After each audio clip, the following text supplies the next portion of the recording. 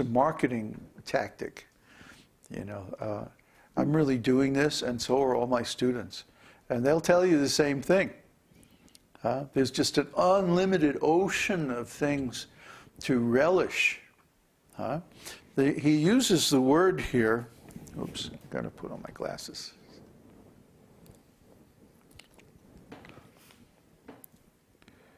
Rasanā-manasī. Rasanā-manasī means when your mind is full of nectar. Rasa. Fill your mind with nectar. It's not that hearing and chanting is some boring, dry, academic exercise in just knowledge or logic or something like that. Although knowledge and logic are good, useful tools for understanding this nectar. But really, the good part comes when we can fill our mind with rasa. Rasa means the sweet taste of transcendental, loving relationships with Krishna. See, this is what Krishna does. This is what God does. What does he do? It's not like he sits around on a cloud hurling thunderbolts at people. Let me see if I can get this one. Boom! You know, that's not God. That's a 7-year-old's idea of God.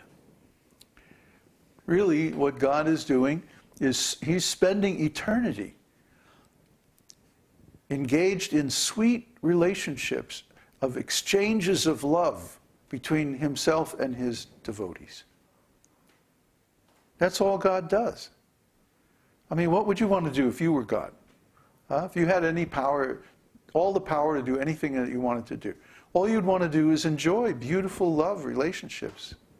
Now, we're not God, but we can associate with God.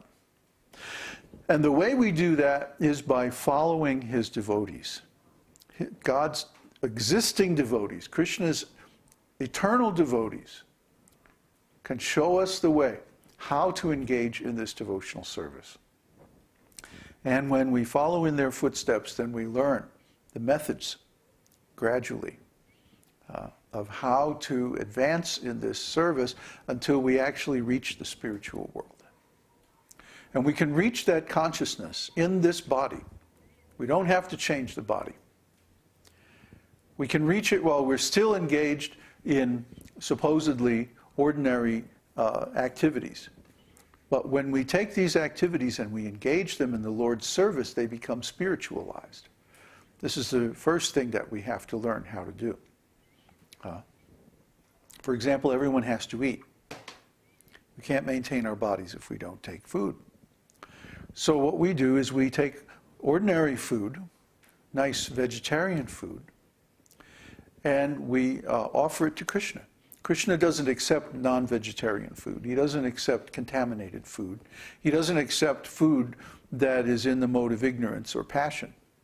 He only accepts food that's in the mode of ignorance. I'm sorry, in the mode of goodness. And he gives instructions on how to prepare that kind of food in the Bhagavad-gītā. So it's not that we have to guess or speculate, but we simply take Krishna's instructions and we follow them.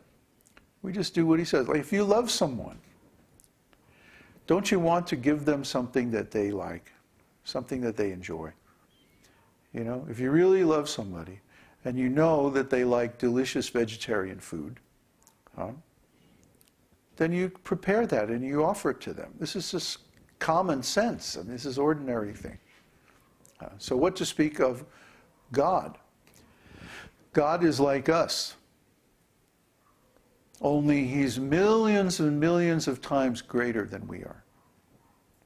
But still the same drives are there, the same needs are there, the same urges are there, the same impulses are there, same qualities. But in those qualities he is perfect and he's unlimited. So he also wants to have relationships. He also wants to have pleasure. He also wants to have activities. He also wants to have variety. He wants to have love. He wants to have excitement. He wants to have interesting things to do. He wants to hang out with cool people. He wants to dress very nicely. He wants to have fun, dance, and play music, and do all the things that people do. But when he does them, they're perfect, and they're unlimited, and they're wonderful. You see? So Krishna also wants to eat. He also wants to enjoy food. He wants to enjoy different kinds of beauty. When we offer these nice things to him, then he actually relishes that. And then the remnants of those offerings become prasadam. And by taking prasadam, we cleanse ourselves of so many sinful reactions. Krishna says, the one who takes food who only takes food offered to me is excused from so many sins. He's cleansed of his sins. Whereas a person who likes to eat just to satisfy his tongue, they're simply eating sin. Why? Because there's so many living entities are hurt in the process of creating food. From the beginning, when you're plowing the land, sometimes to make a field, they have to cut down trees. And that hurts the trees. And then when they plow the land, maybe they have to hurt so many worms and bugs and animals in the ground. And maybe when they water or irrigate the fields, maybe then so many little critters drown, and so on and so forth. Maybe even harvesting the food, causes pain to the plant. We don't really know because plants don't communicate very well, but we can imagine they're living entities too, so their bodies, when their bodies are cut and like that, they feel pain.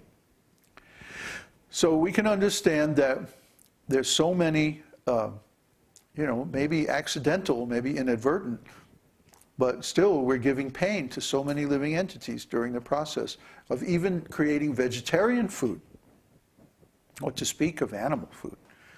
But at least vegetarian food we can offer to Krishna, and all those sins are taken away. So even if we eat nice vegetarian food, if it's not offered to Krishna, it's full of sinful reactions. So if a person is taking in sinful reactions into their body, how are they going to enjoy? How are they going to be happy? How are they going to get free? They're simply going to get themselves into more bondage, and into more suffering and more trouble. And we see this all the time. We see that even people who are intelligent, even people who are wise, they still maintain attachment to this material world. And because of that, they suffer. We have developed over many years a detachment, a feeling of, or a mood of detachment from the material world. And we deliberately don't make any strong relationships with people in this world. We stay with Krishna. We stay on the spiritual world because we don't want to form attachments in this material world. These are very dangerous. They cause suffering. They cause pain. They cause us to come back into the material realm and have to experience karma again. And we don't want that. We want to be free from all these things. That's why we engage in spiritual life. So I think it's enough that a person just approach Krishna, and all the love and attention and affection and the attachment and everything that they would invest in relationships in the material world, they should invest that in Krishna. They should invest that in Krishna consciousness, because in that way they'll actually get reciprocation of their love. You might say, well, how is that possible? You're here in the material world and Krishna is in the spiritual world. But wait a minute. I'm not this body. I'm just living in this body. I'm a spirit soul, and I'm a spiritual entity, and I live in the spiritual world. And I just come here to do a little service. And when my service is done, I go back to the spiritual world and I contemplate my relationship with Krishna. And this gives me full satisfaction. I don't need to have other relationships in this material world. I mean, we see other people. I saw my parents, for example, as they got older and older, and their chances of having successful or fulfilling relationship in this world got less and less, they became more and more bitter. They became more and more angry. They became so frustrated, you know. I remember being a little boy and watching my uncle, he was actually my granduncle, my grandma's brother.